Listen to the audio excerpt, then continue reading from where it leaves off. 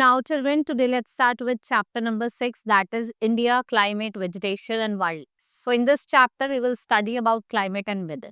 Climate of a place refers to general weather condition. और weather condition क्या होती है? जो place की time to time change होती रहती है. कभी hot है, कभी windy है, कभी cold है, right?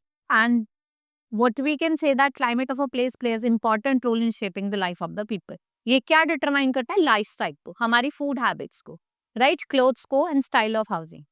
What are the factors that affect Indian climate? First factor is your altitude.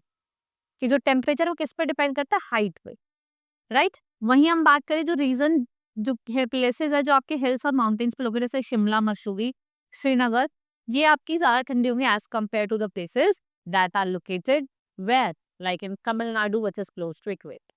Latitudinal extent की बात करें, जो आपका इंडिया है वो 80 और 80 degree 8 degree 4 north to 37 degree 6 latitude पे लाई करता है.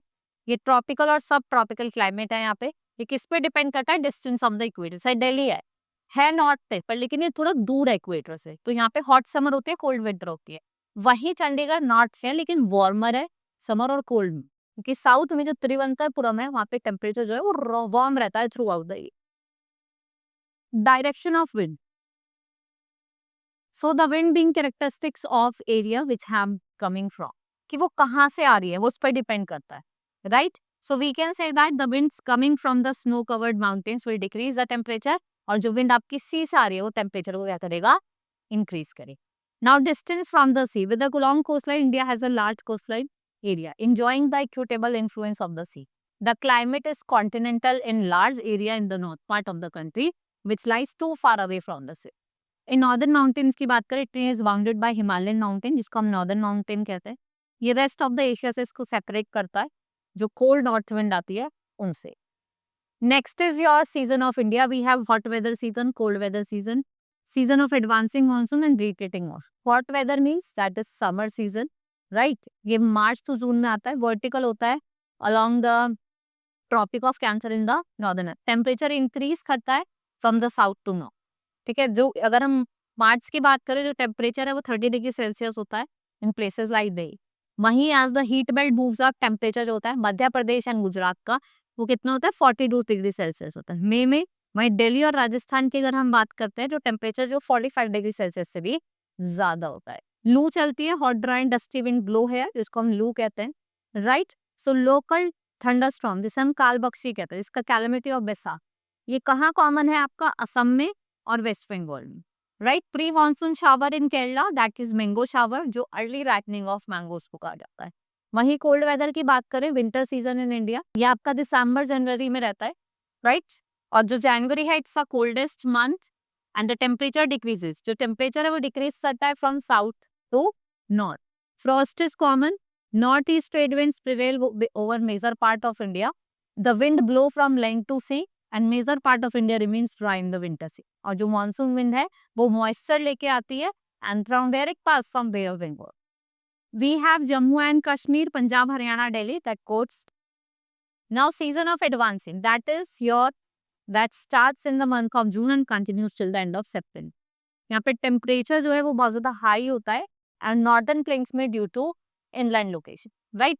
Wind also blow from high pressure to low pressure since surrounding water bodies India की ये ज्यादा कूलर होती है than lands and what they experience high pressure, right? As a result moisture laden monsoon wind blow from Arabian sea and Bay of Bengal and what they bring rainfall. वही season की बात करें हम रिट्रीटिंग सीजन की, this is a period of October and November when the monsoon seems to withdraw और retreat from north India.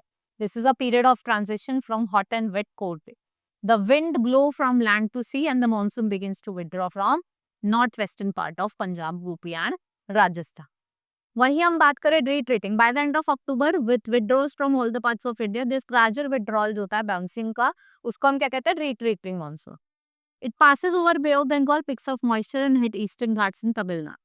During this time there is a low pressure over Bay of Bengal जिससे cyclone result होता है, destruction होता है, right? Natural vegetation, it refers to plant life where growing of its own without any human interference. ठीक है, it is a natural vegetation. वो amount of rainfall पे depend करता है. Due to varied climate condition, there is a wide range of natural vegetation. जैसे हम बात करते हैं tropical rain forest, these are found in hot and humid area with short dry season. Annual rainfall कितनी होती है? More than 300 centimetre. एवरग्रीन और semi evergreen forest are found here, right? And Meghalaya, Andaman and Nicobar island and some part of West Bengal lie here. Ebony, mahogany, rosewood, ये important forest है। वहीं हम deciduous की बात करें, मॉनसून टाइप, राइट? यहाँ पे जो क्लाइमेट है वो आपका 300, यहाँ पे जो रेनफॉल है वो 200 टू 200 सेंटीमीटर होती है, राइट? वहीं महुआ, शीशम, सेमूल, टीक, साल, पीपल, ये फॉरेस्ट है जो यहाँ पे ग्रो कर, ये आपको डेक्कन प्लेटू में और lower slopes of Himalaya mountains में देखने को मिलेगी। वहीं थॉर्न फॉरेस्ट की बात करें, they are found in region, यहाँ पे एवरेज रेनफॉल जो की है वो 75 सेंटीमीटर। यहाँ पे ह्यूमिडिटी लो होती है, हाई टेम्परेचर होता है, not much scope, they have long roots which can penetrate deep to find water. यहाँ पे मेन स्पीशीज स्पाइसेस क्या होते हैं, स्पीशीज होते हैं वो अकाकिया, पाम, कीकर, बबूल। ये कहाँ देखने को मिलते हैं? Rajasthan, Gujarat, Punjab and Haryana. Mountainous forest, which decreases at the rate of 1 degree Celsius for every hour, 160 meter, 165, right? In the Himalayan mountain ranges are variety of trees grow with wide ranges of tropical to alpine. वही tropical deciduous forest जो आपके वो आपको foothills of Himalaya से, साल एक important commercial tree है। शिवालिक में जो टेम्परेट डेसिडियस फॉरेस्ट है वो मिलते हैं जैसे ओक, चेस्टनट, चीरन, पाली। Alpine vegetation is also fine. Coniferous tree की हम बात करें जैसे आपका पाइन, सिडार, फिर स्प्रूस होता है। वहीं हम टिडल फॉरेस्ट की बात करें, जो टिडल फॉरेस्ट है, these are the forest that are found in area जहाँ पे आपको high tides of the sea देखने को मिले। They have mangrove trees which can survive in both fresh and salt water. Sundari is also named by the Sundarban, Sundari tree है, right? If we talk about importance of forest, so forest not only provide us with wood, लेकिन उसके साथ साथ आपको गम, black resin provide कर, ये help to bring rain और regulate the temperature, help in precipitation by supply of moisture, right? Next is they also help in checking flood check करने में, meets nearly 40% of energy need. The soil together they prevent soil erosion and forests provide a secluded environment of wildlife. They are a place of recreation. Reckless tree cutting or free fire overgrazing have destroyed natural vegetation. We should make people aware about the importance of tree. One Mahotsav help in making trees. If we talk about wildlife, so it is only rich in plant life and rich in its animal life. So there's a large variety of mammals, reptiles that we found there.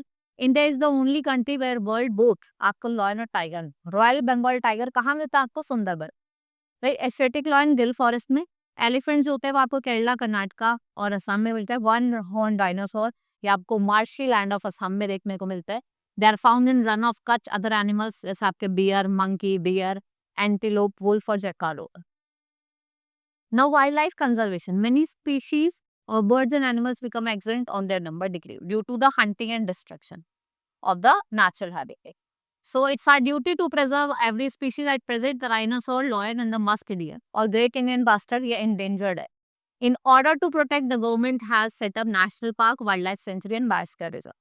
ये आपको कुछ national park दिए, दुधवा उत्तर प्रदेश, गिर गुजरात, काजीरंगा असम, शिवपुरी मध्य प्रदेश, बांदीपुर, ये आपको कुछ wild life sanctuaries दी हैं, सरिस्का, मानस, सुंदरवन, मधुबुलाई, एब्रंगा है। Then these are 14 biosphere reserve that's our farm. Now, this is all in this chapter. Hope you understood. We will meet in the next class. That's all for today. Thank you.